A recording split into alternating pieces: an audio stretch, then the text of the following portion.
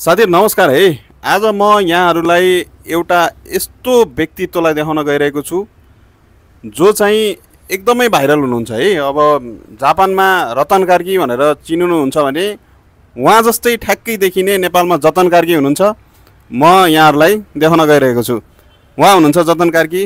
भाइ के छ हालखबर? सबै ठीक छ, हजुरको पनि ठिकै छ हजुर। अब उहाँ हाम्रो जतन कार्की भाइलाई चाहिँ टिकटकमा त्यस्तै गरेर युट्युबमा सबैजनाले माया गरिदिनु होला। उहाँको च्यानलको नाम उहाँ आफैले भन्नुहुन्छ है।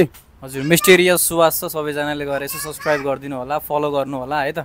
अनि सो अब फेस हेर्दाखेरि त लाग्छ होला हजुरहरूलाई हैन, सो सपोर्ट गर्नुहुन्छ, माया देखाइदिनुहुन्छ भन्ने छ। सो नेपालमै बसेर के गर्ने सोच छ, आशा छ सबैजनाले गएर सब्सक्राइब र अनि यही भिडियोमा पनि कमेन्ट गर्नुहुन्छ कि आफ्नो सुझावहरू। सो धन्यवाद। उहाँले त्यस्तो नेताहरूलाई पनि गाली गर्नुहुन्न है, केपी ओलीलाई पनि गाली गर्नुहुन्न, कसैलाई पनि गाली गर्नुहुन्न।